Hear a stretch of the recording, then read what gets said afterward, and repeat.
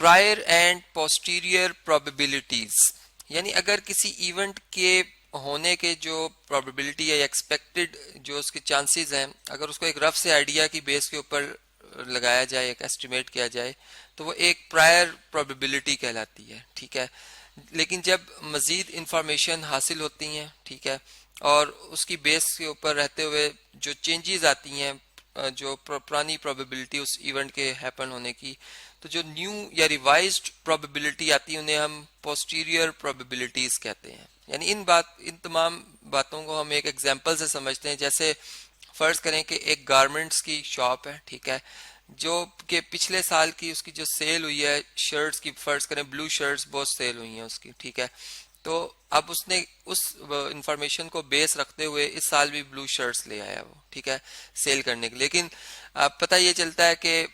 जो डिमांड है या कस्टमर्स हैं वो अब ब्लू शर्ट नहीं डिमांड करे, वो ग्रे या ब्लैक शर्ट्स जो डिमांड कर रहे हैं, ठीक है, जिसकी वजह से उसकी जो ये प्रायर प्रोबेबिलिटी थी कि जी ब्लू शर्ट्स इस साल बिकेंगी, वो रॉन्ग हो गई है, ठीक है, या वो उस तरह से वर्क नहीं कर रही। तो इस वजह से वो एक फिर न्यू जो मतलब सिचुएशन के हिसाब से प्रोबेबिलिटी बनाएगा, उससे हम कहेंगे कि वो पोस्टीरियर प्रोबेबिलिटी है। और जबकि इस किस्म की जो प्रोबेबिलिटीज को सॉल्व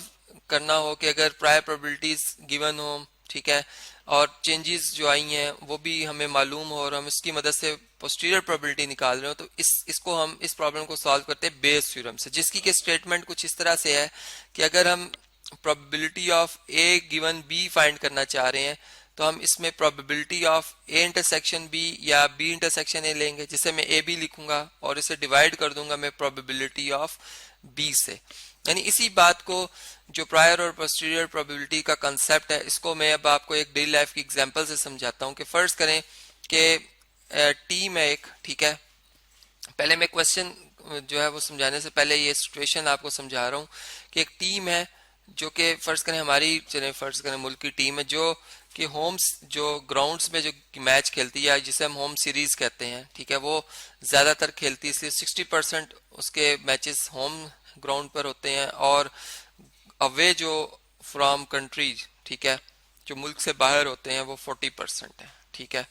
अब इसमें एक और बात भी है कि अगर होम ग्राउंड्स में हमारी टीम खेलती है तो उसके विनिंग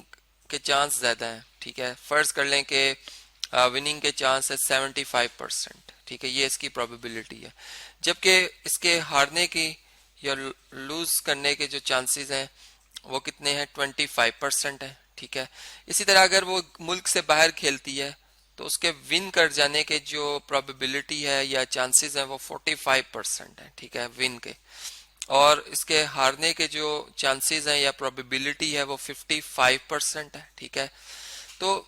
अब कहने का मकसद ये है कि यहाँ पर अगर आपका एक फ्रेंड आता है और वो कहता है हमारी टीम जीत गई है, अब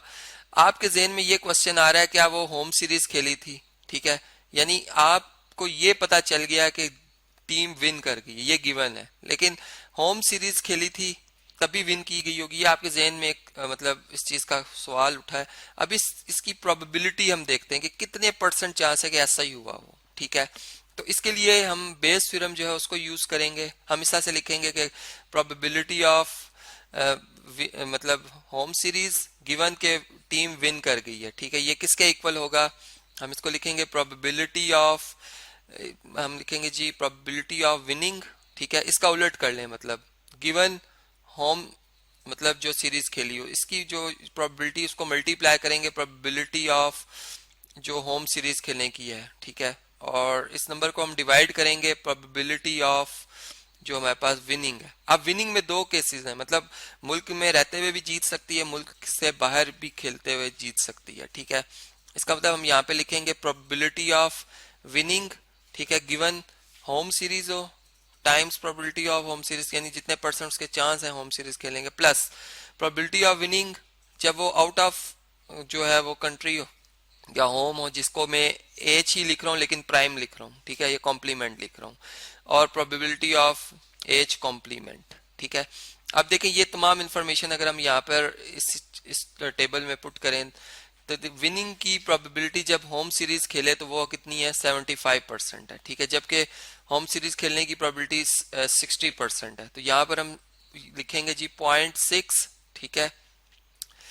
और ये होम सीरीज के हैं। तो इसमें चूंकि पहले मैंने ये लिखा कि विन करे और होम सीरीज के 75% है, यानी 0.75 ये वैल्यू आ गई, और होम सीरीज के खेलने के चांस हैं जी 0.6 यानी 60%, ठीक है। इस नंबर को हम डिवाइड कर देंगे, सेम ये नंबर डिनोमिनेटर में आएगा 0.75 टाइम 0.6 प्लस,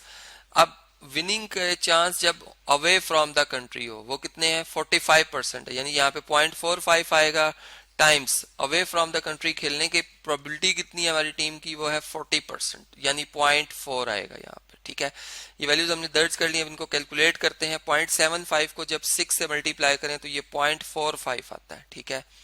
0.45। इसी तरह ये भी 0.45 आएगा, और प्लस 0.45 को अगर 0.4 से मल्टीप्लाई करें तो 0.18 आता है आंसर, ठीक है। इन दोनों का जो सम है हमारे पास वो बनता है 0.63। 0.45 को अगर आप 0.63 से डिवाइड करते हैं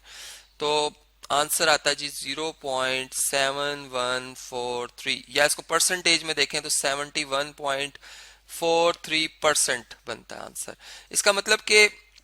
प्रोबेबिलिटी हमें ये बताती है, जो पोस्टीरियर प्रोबेबिलिटी है वो हमें ये बताती है कि 71.43% चांस है कि हमारी टीम अगर विन की गई है, मतलब विन हो चुकी है, उसने मैच जीत लिया हुआ है, तो वो होम सीरीज ही खेली होगी। इस चीज के जो चांसेस आ रहे हैं वो 71.45% आ रहे हैं।